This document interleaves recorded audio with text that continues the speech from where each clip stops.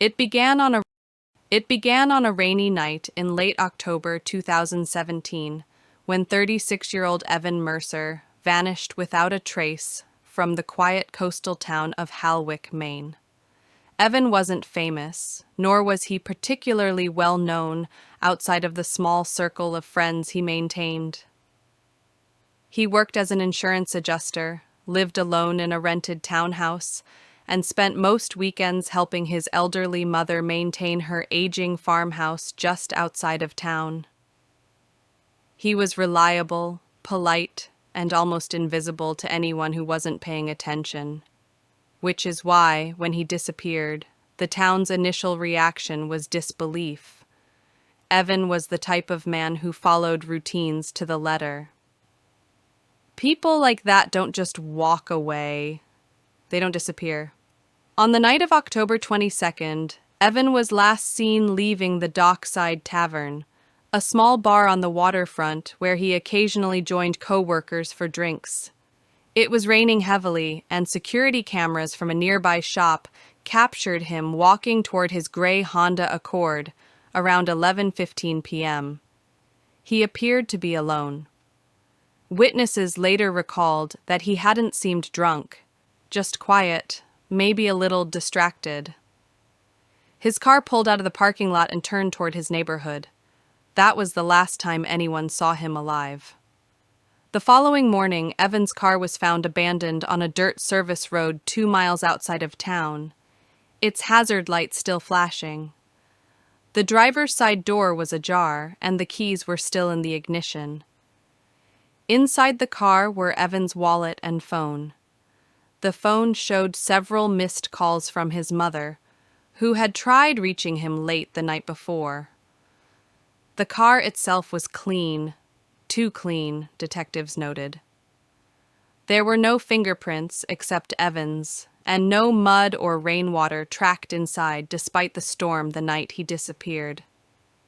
Police initially suspected Evan might have staged his own disappearance, but those who knew him dismissed the idea.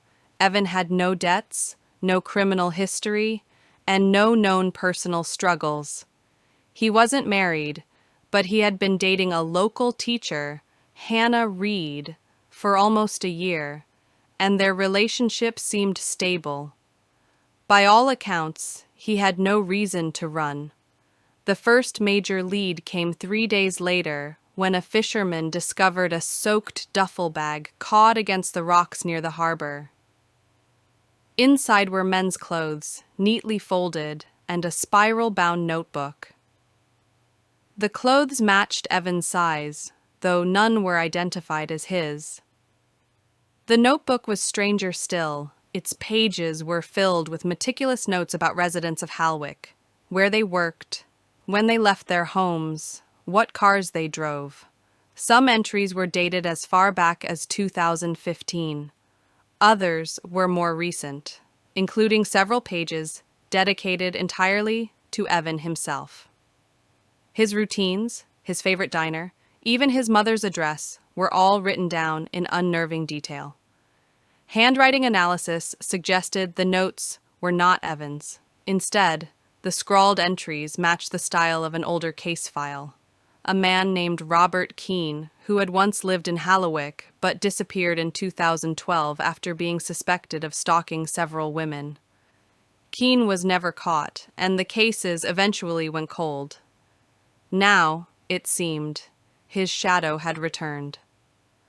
Detectives widened their search and discovered that in the weeks before his disappearance, Evan had complained to coworkers about feeling like he was being followed.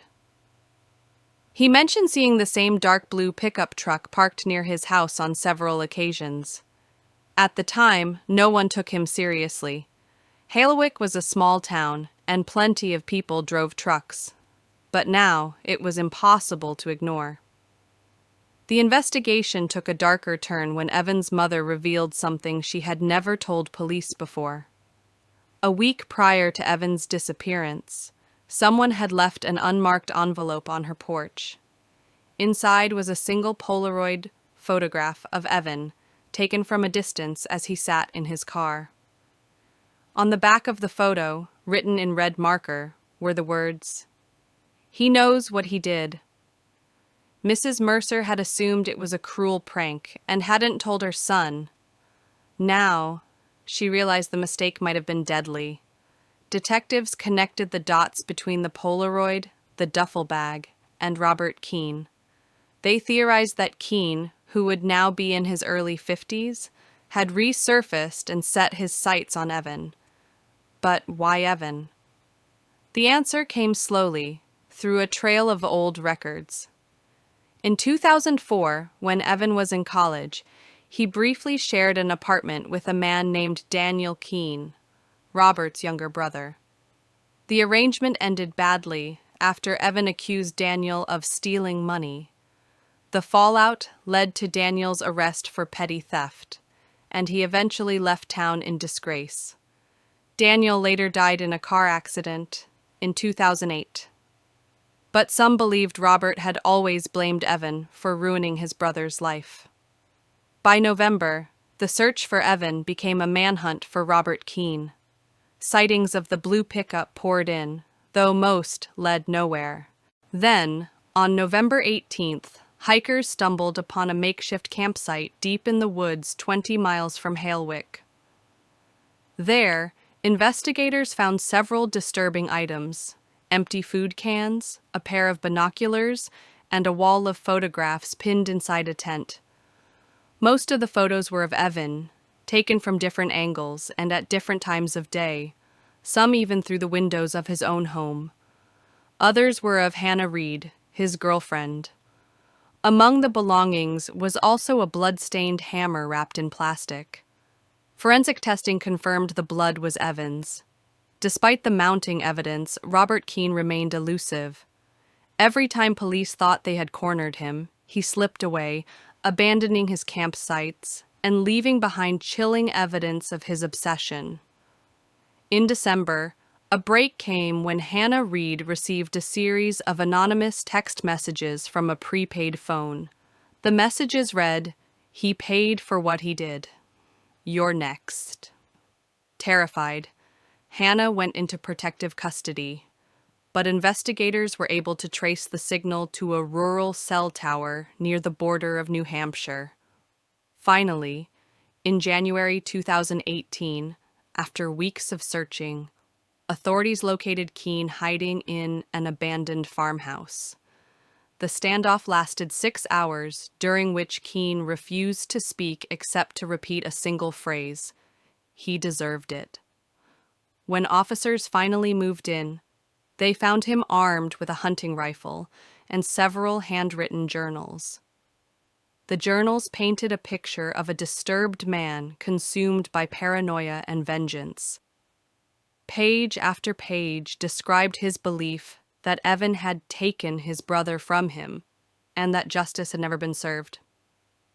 The final entry read simply, October 22nd, debt collected. Despite the overwhelming evidence, one piece of the puzzle remained missing: Evan's body. For months, search teams scoured the forests, lakes, and abandoned buildings in and around Halewick. It wasn't until April 2018 that a breakthrough occurred. A local fisherman reported an unusual odor near a drainage culvert 5 miles outside town.